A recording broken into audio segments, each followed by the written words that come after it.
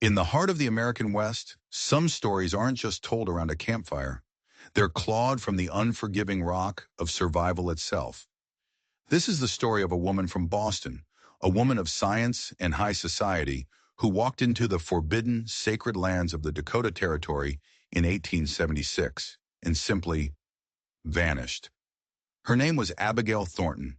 She was hunting for a flower, a phantom so rare they called it the ghost orchid. But what she found instead was a man whose name was a ghost story all its own, a name that could silence a saloon and send a chill down the spine of the hardest soldier. They called him Shadow Hawk. Everyone in Boston presumed she was dead, another Easterner swallowed by the savage frontier. But her real story, the one you're about to hear, was just getting started. And it wasn't the story of a victim. It was the story of how she became the unwilling bride of the most feared man in the West, a man whose heart was as broken and as wild as the land he would die to protect. The year 1876 was a lit match held over a barrel of gunpowder. The Black Hills of Dakota simmered, not just with the summer heat, but with the raw, metallic scent of gold fever. For every prospector clawing at the dirt, there was a Lakota warrior watching from the pines, his land, his life, being stolen one shovel at a time. But Abigail Thornton didn't care about the gold. She was a different kind of treasure hunter. A woman of sharp intellect and even sharper cheekbones, she was a walking contradiction in the muddy, desperate streets of Deadwood. Men with mud-caked faces and greed in their eyes stared as she passed.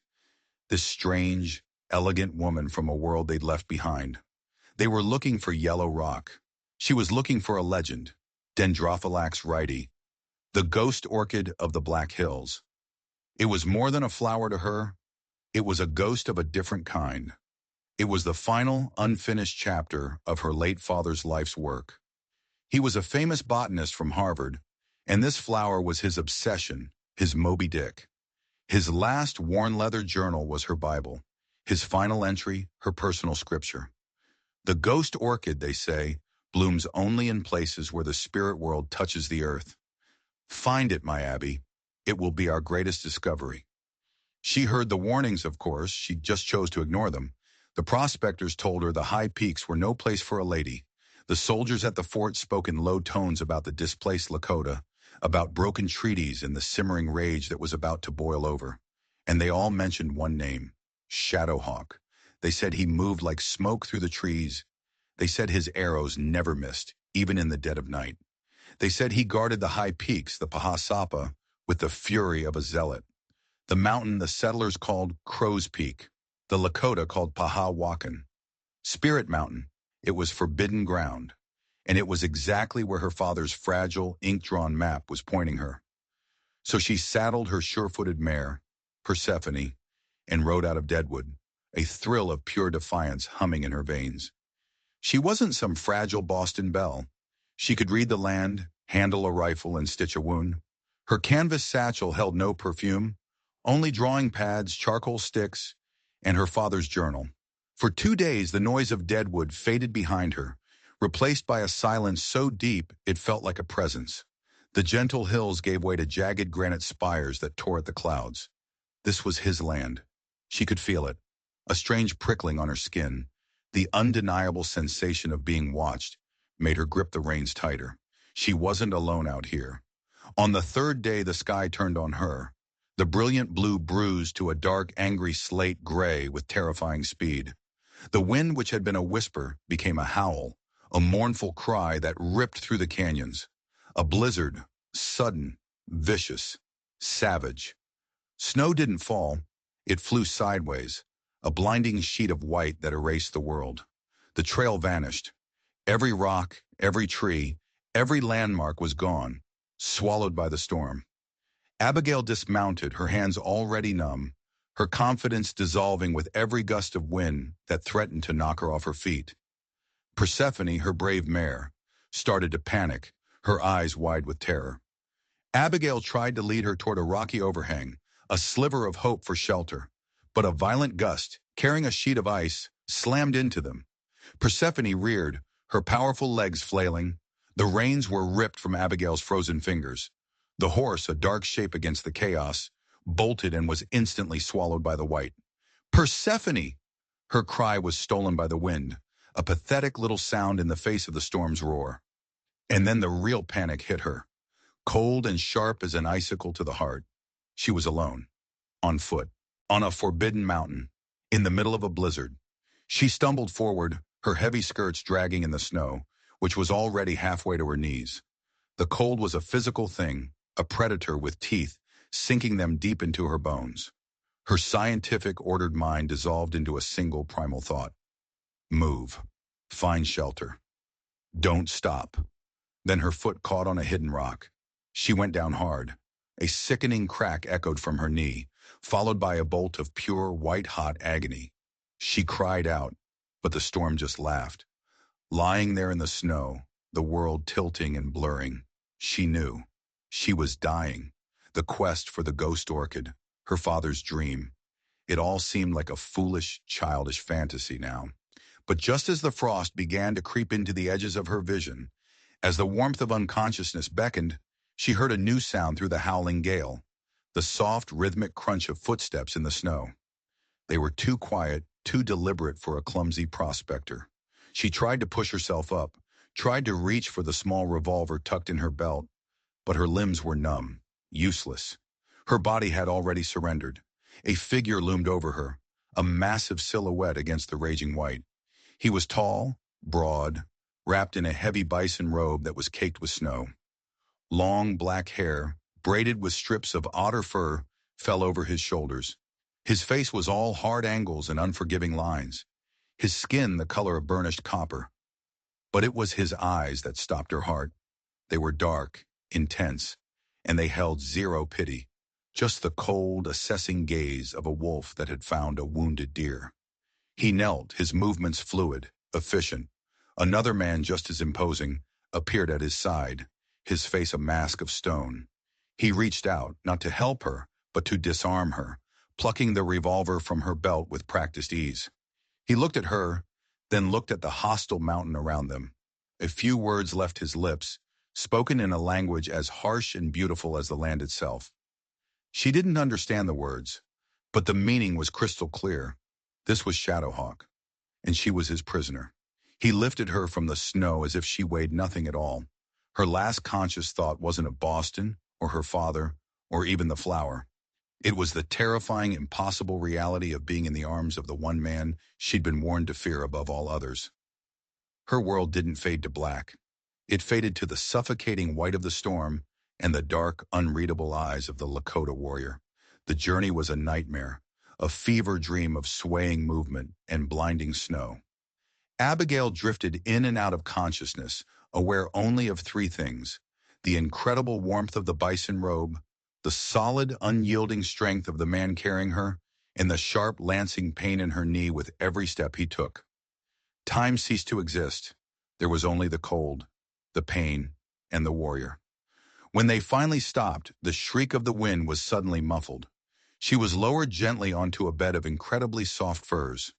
She was inside a teepee. The air was warm and thick with the smell of wood smoke, roasting meat and something else. A clean, earthy scent of herbs. A small fire in the center cast flickering shadows on the hide walls, which were painted with vivid figures of horses and buffalo in battle. The teepee flap opened and a woman entered. Her face was a mask of stern, undisguised disapproval. She was older, her hair streaked with gray, her movements brisk and angry. She shot a string of sharp, questioning words at Shadowhawk, gesturing at Abigail with contempt. He responded in a low, even voice that carried an unmistakable note of absolute authority.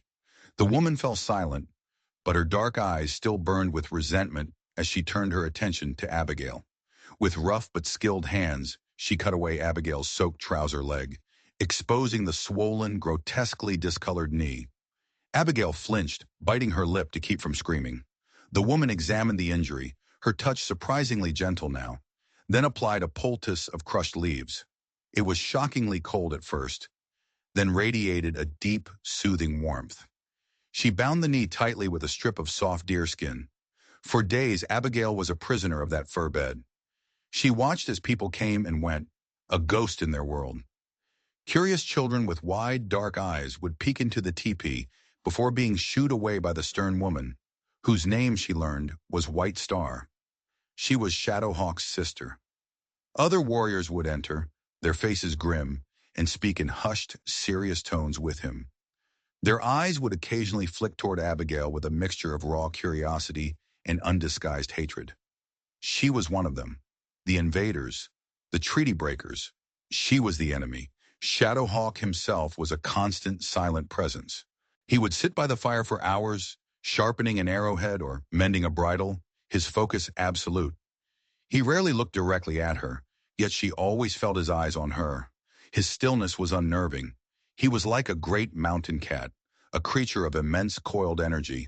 He brought her food, a savory bison stew, and water in a skin pouch. He never spoke a word to her, and she, knowing none of his tongue, could not speak to him. The silence between them was a vast, deep chasm filled with fear and mistrust. One evening, about a week after her capture, the pain in her knee had subsided to a dull, throbbing ache. The teepee flap opened, and Shadowhawk entered, followed by a tribal elder.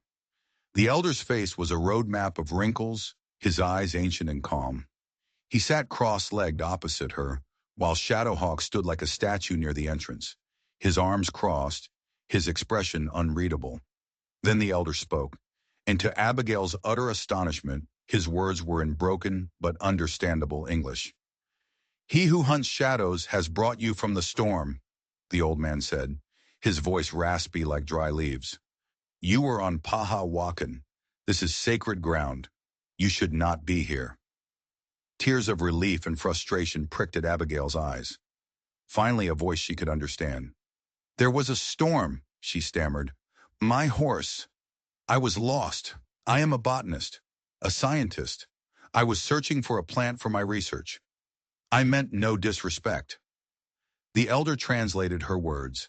Shadowhawk listened without a flicker of expression, then responded in Lakota. "He knows what you are," the elder continued. "He found your bag of papers with the plant drawings. He asked why one flower is worth a life." "It was to honor my father," she whispered, the words catching in her throat. "It was his life's work." Again the words were exchanged between the two men. Shadowhawk's gaze finally met hers directly, and for a fleeting instant, she saw something other than cold assessment. Was it understanding? A shared recognition of loss? "He says the mountain spirit saved you," the elder said, his eyes now fixed on her. "They guided him to you. A life spared by Wakantanka cannot be thrown away. It now belongs to the people." Abigail's heart began to hammer against her ribs. "What does that mean? When my knee is healed, will you let me go? I can find my way back to Deadwood." The elder looked at Shadowhawk. A long, silent conversation passed between them in a single glance. The warrior finally spoke a single, definitive phrase. The elder sighed, his shoulders slumping. He turned back to Abigail, his expression grim. "You do not understand. You are a woman alone. The miners would not be kind to you. The soldiers would see you as a problem. You cannot go back." "But I can't stay here," she protested, panic rising in her voice. "This is not my home. These are not my people." "Shadowhawk has lost much," the elder said, his voice dropping low as if sharing a painful secret. His first wife, Morning Dove, and his son were taken by the bluecoat sickness 2 winters ago. His heart is a frozen stone. He paused, letting the weight of his next words settle in the smoky air. "The spirits have sent you to thaw the stone. He has declared it before the council." A cold dread, far more chilling than the blizzard's touch, crept up Abigail's spine. "Declared what?" The elder looked at her with a profound sadness, as if he were delivering a death sentence. "He has taken you from the sacred mountain. You carry its spirit now. He will protect you. You will not be a captive." He leaned forward, his ancient eyes filled with a terrible finality. "You will be his wife." Wife. The word was a bomb that detonated in the quiet of the teepee, shattering her reality into a million pieces. It was an absurdity, a violation. She was Abigail Thornton of Boston, a woman of letters and science. Now she was to be the bride of a man the world called a savage, a man who communicated his intentions through a translator, as if she were a piece of property being traded. Her first act of rebellion was silence, a cold, hard Boston silence. When Shadowhawk entered the teepee, she would turn her face to the hide wall. When White Star brought her food, she would eat just enough to keep her strength up, refusing to meet the woman's hostile gaze. She would not be a docile prize. She would be a thorny, difficult burden. She would make them regret ever pulling her from that snowbank. But the Lakota, she soon discovered, were masters of a patience she couldn't comprehend. Her silent war was met not with anger, but with an unyielding, observant calm. They simply lived their lives around her, as if she were a strange piece of furniture they had acquired. White Star would tan hides just outside the teepee. The rhythmic scrape, scrape, scrape of her tool, a constant reminder of this new, alien world. Children's laughter echoed through the camp. Warriors rode out at dawn and returned at dusk, their faces etched with the grim news of more treaty lands being stolen. Life here was a complex tapestry, and despite her best efforts to remain detached, the scientist in her began to observe. She saw the deep reverence they held for the buffalo, using every single part of the animal with a gratitude that stunned her. She saw the gentle way a father spoke to his son, the deep respect afforded to the elders.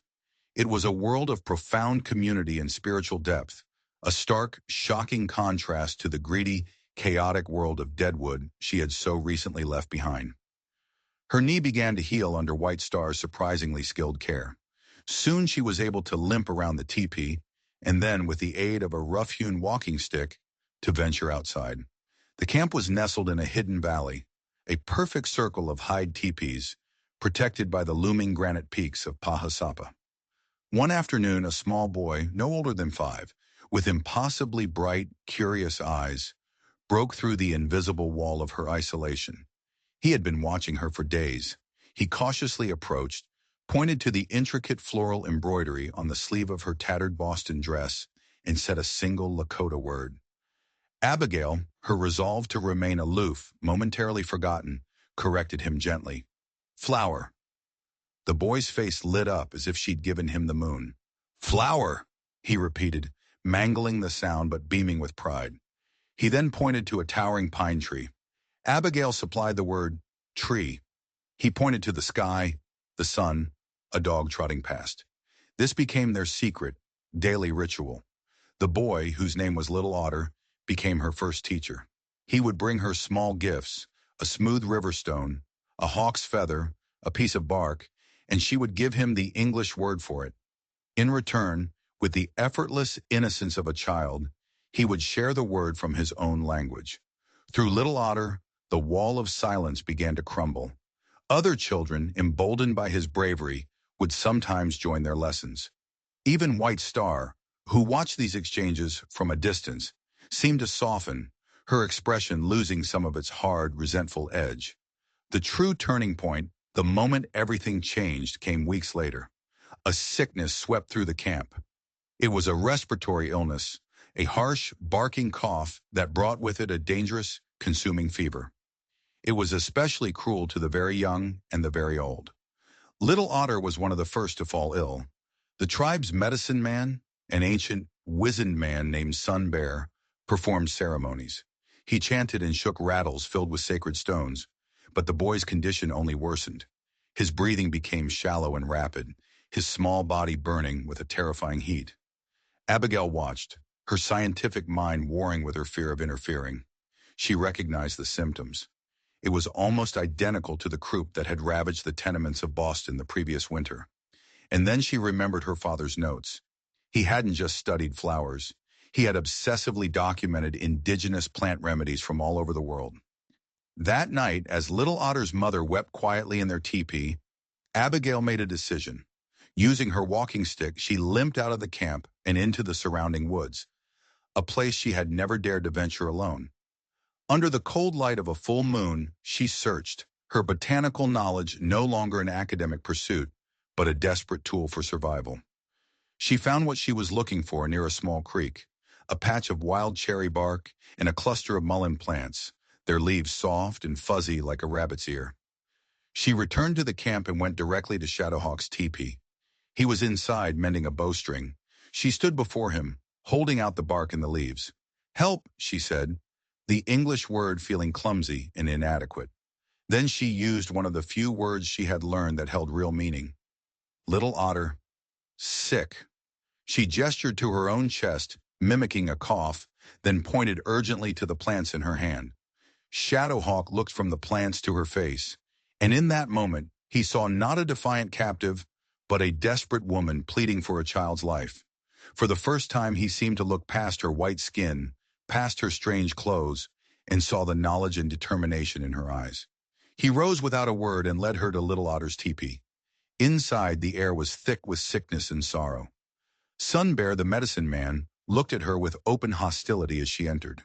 But Shadowhawk spoke a few quiet, firm words, and the old man reluctantly stepped back, watching with raw suspicion. Working quickly, Abigail crushed the bark and steeped it with the mullein leaves in hot water, creating a dark, fragrant tea. She let it cool, then cradled Little Otter's head in her arms and managed to get him to drink a small amount. She sat with him all night, coaxing more of the tea into him, placing cool, damp cloths on his burning forehead. Shadowhawk and White Star remained in the shadows of the teepee, watching her every move. They saw her gentleness, her unwavering focus, her utter exhaustion. This was not the work of a captive, it was the work of a healer. Toward dawn, something shifted, a miracle. Little Otter's fever broke. His breathing, while still ragged, lost its terrifying, shallow quality. He fell into a deep, peaceful sleep for the first time in days. When the sun rose, casting a golden light into the valley, Abigail stumbled out of the teepee, exhausted but overwhelmed with relief. White Star was waiting for her. The Lakota woman's face was unreadable, but she held out a piece of warm fry bread. As Abigail took it, White Star's hand briefly, intentionally, touched hers. It was a fleeting gesture, but it was more than Abigail had received in months. It was a truce, an acknowledgement, a beginning. Later that day, Shadowhawk approached her as she sat outside their teepee. He stood before her for a long moment, the silence stretching between them. Then he spoke, not in Lakota, but in slow, carefully formed English words. Words he must have been holding back all this time.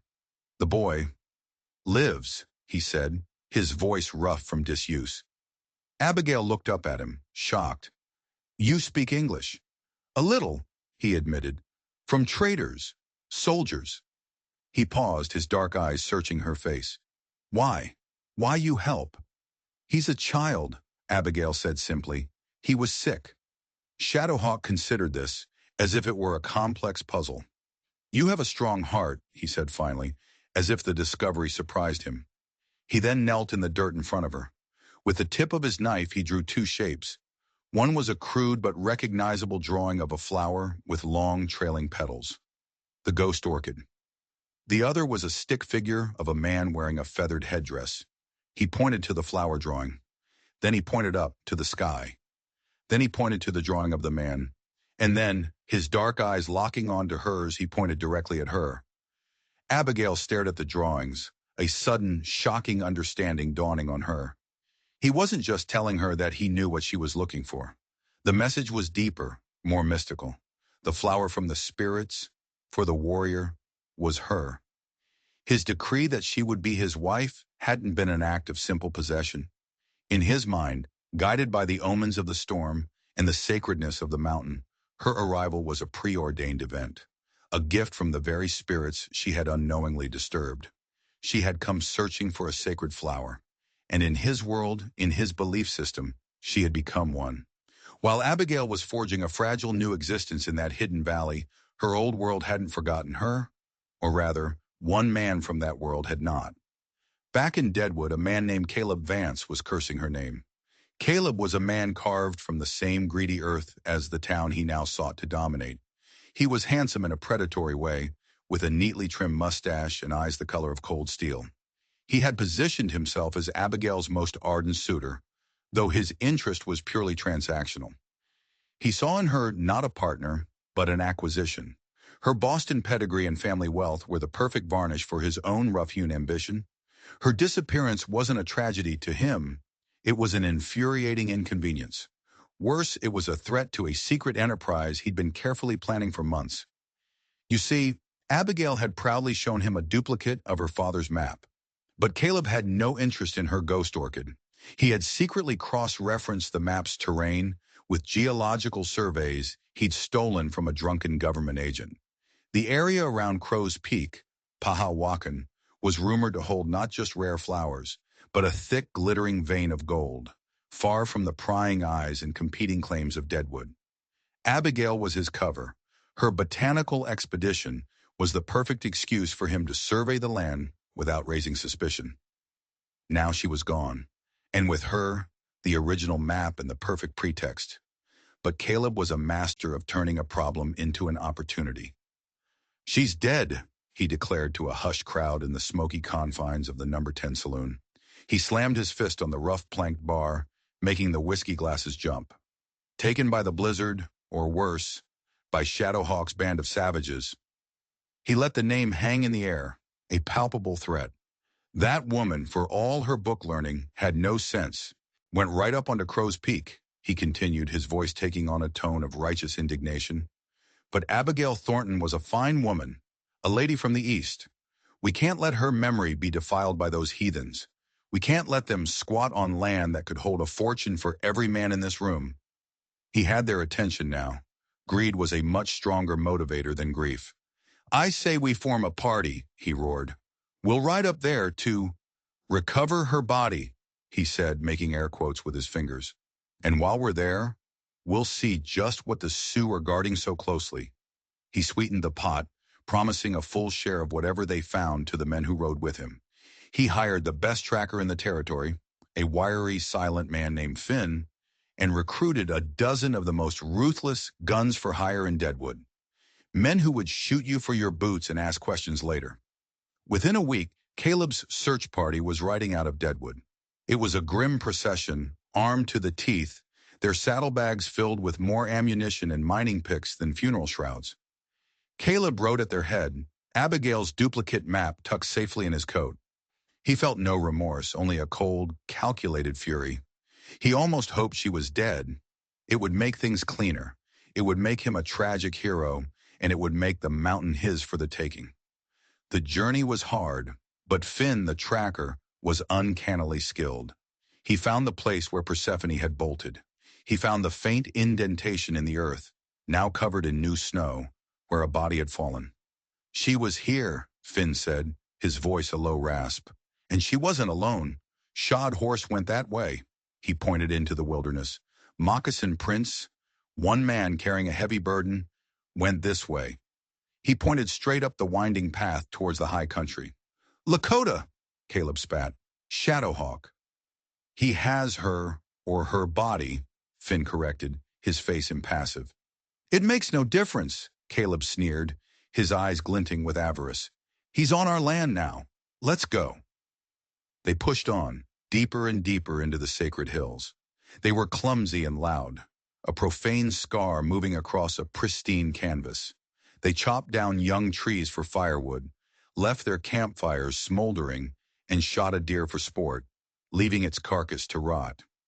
One afternoon, Finn held up a hand, bringing the column to a sudden halt. He dismounted and knelt, examining the ground. He picked up a small, intricately beaded pouch.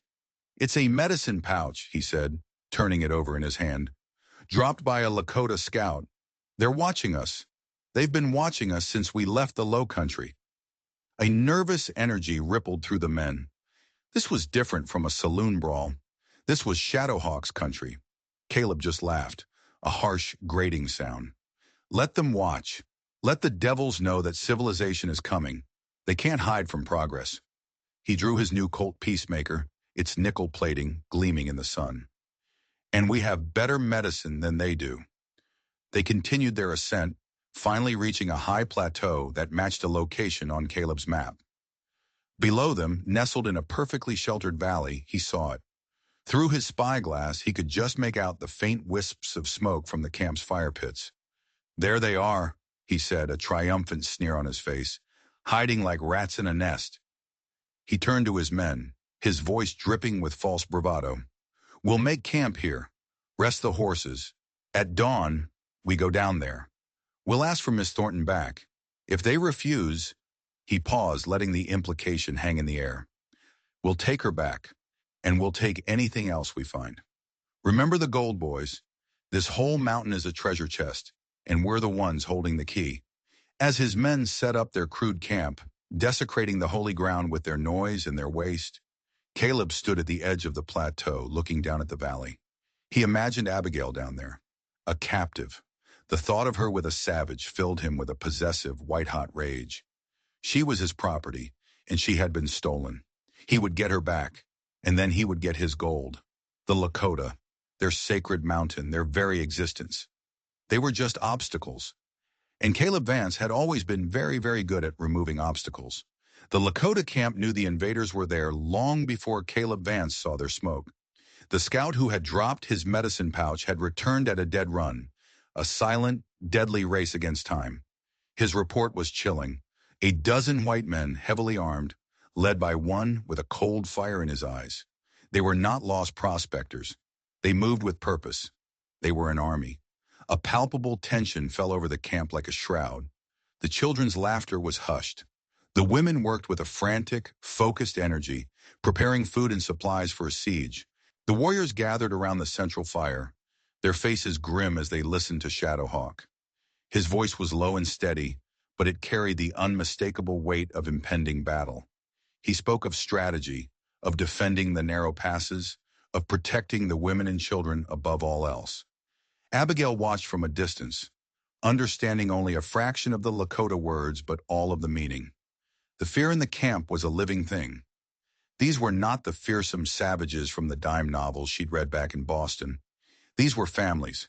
These were people preparing to defend their homes from an enemy they knew to be merciless. That evening, the atmosphere in Shadowhawk's teepee was heavy with unspoken words. He sat cleaning his rifle, a Winchester repeater he'd taken from a soldier in a past skirmish.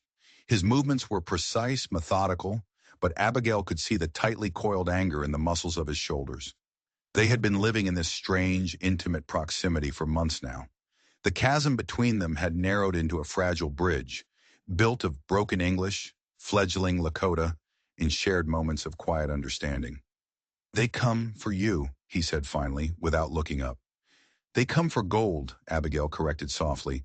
"The man who leads them, his name is Caleb Vance. He believes there is gold on this mountain. I am just his excuse." Shadowhawk stopped his work and looked at her, truly looked at her. "He is the man from your town, the one who wanted you." Abigail nodded, a flush of shame coloring her cheeks. "He thinks of people as things to own." Shadowhawk grunted, a sound of bitter recognition. "The white man believes everything can be possessed. The land, the water, even a woman." He fell silent, his gaze turning inward to a place of dark memory. Abigail hesitated, then decided to take a risk. "White Star told me about Morning Dove and your son." The name of his dead wife hung in the air like a ghost. The fortress walls around his heart seemed to grow higher. He said nothing. "I am sorry for your loss," Abigail continued, her voice barely a whisper.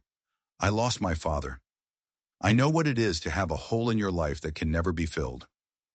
For a long time, the only sound was the crackling of the fire. Abigail thought she had overstepped, that she had trespassed on a grief too sacred for an outsider. She was about to retreat into silence when he finally spoke, his voice thick with unshed tears. "The sickness came in the winter," he began, his eyes fixed on the dancing flames. "The bluecoats brought it. They gave us blankets at the agency. A gift of peace, they said." He laughed, a sound with no humor, only pain. "The blankets were from their sick house. They carried the coughing death." His composure began to crumble, the stoic warrior dissolving before her eyes, revealing the grieving husband and father beneath. "Morning Dove, she was strong. She fought. But our son, Little Hawk, he was so small." He drew a shaky breath. "I was away on a hunt. When I returned, the teepee was silent. Sun Bear did all he could, but the spirits had already called them home." He looked down at his own hands, large and powerful hands that could kill a man or gentle a horse. "I could not protect them," he whispered. The great shadow hawk, feared by the whites, could not save his own family from a poisoned blanket. He turned his arm, showing her a series of long, pale scars on his forearm, almost hidden beneath his tan skin. When a Lakota man's heart is broken, he explained, his voice raspy, he shows his grief. He gives a piece of his own skin. He offers his own pain to Wakantanka. He touched the scars. My heart has many scars you cannot see. Tears streamed down Abigail's face. Tears for him, for his lost family, for the casual cruelty of the world that had shattered his. In that moment, he was not her captor, not a feared warrior. He was just a man, drowning in a sea of grief she understood all too well.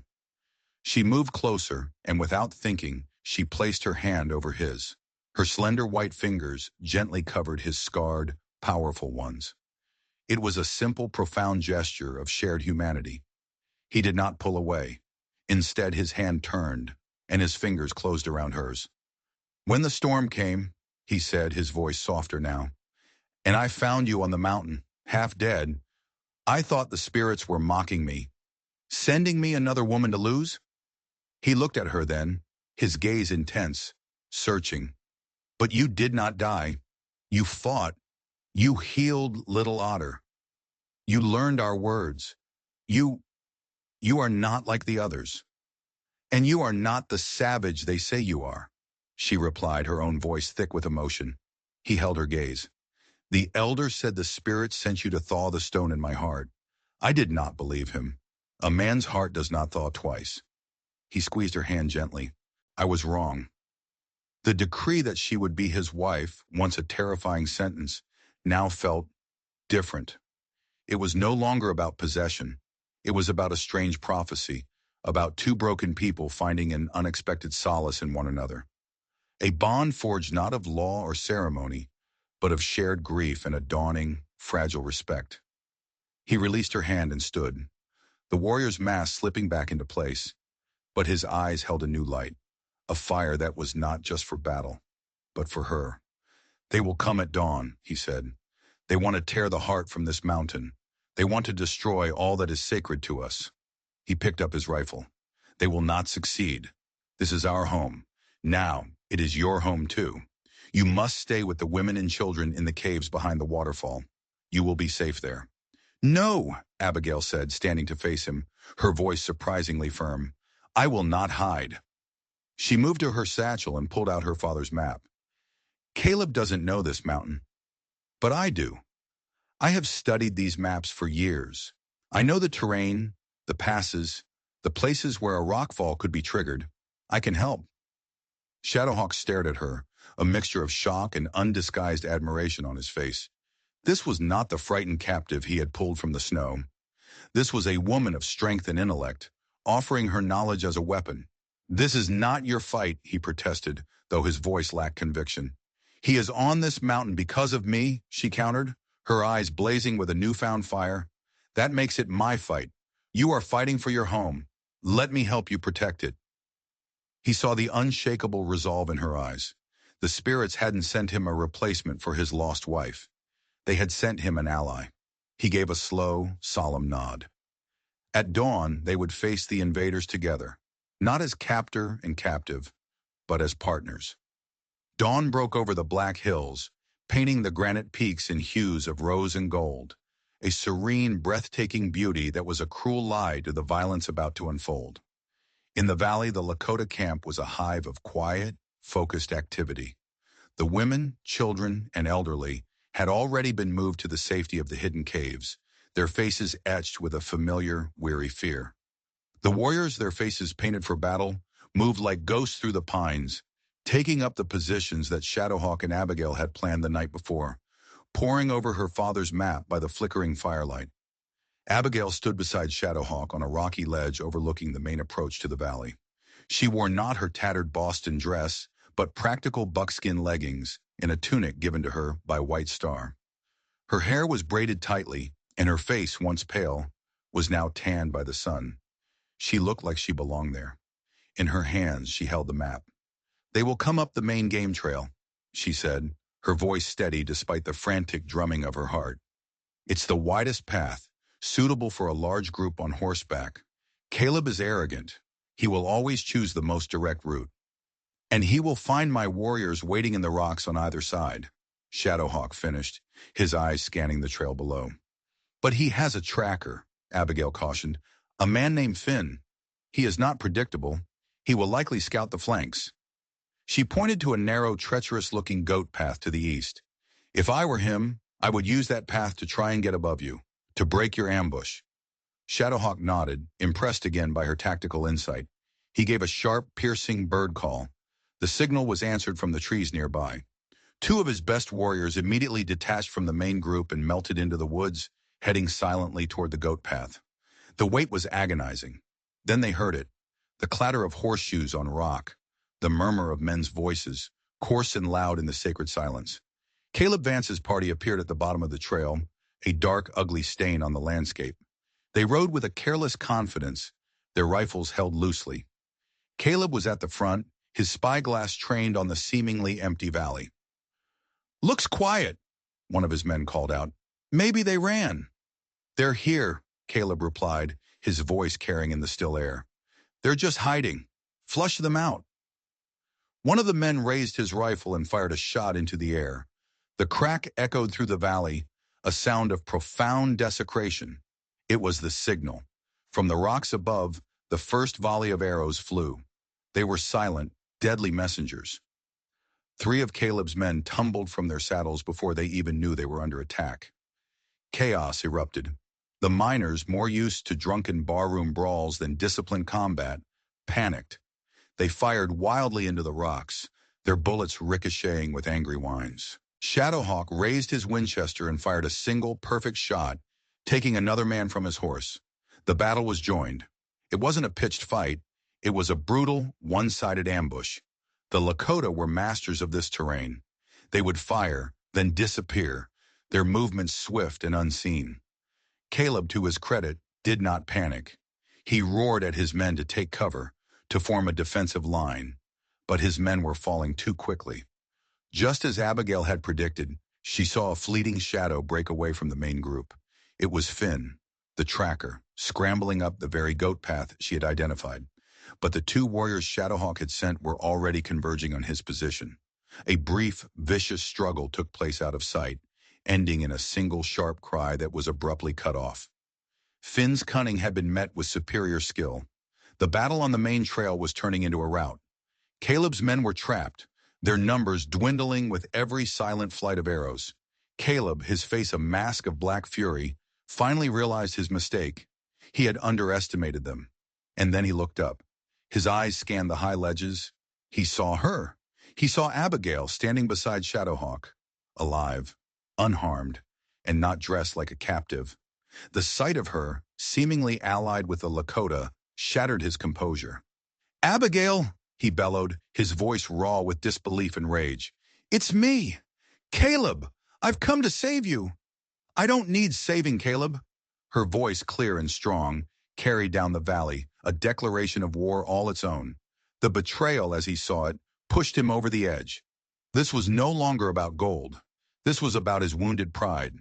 He saw Shadowhawk standing protectively beside her, a silhouette of savage defiance. Raising his Colt Peacemaker, Caleb took careful aim, not at the warriors in the rocks, but at the man on the ledge. "Caleb, no!" Abigail screamed, seeing his intent. She acted on pure instinct. She didn't think. She just moved.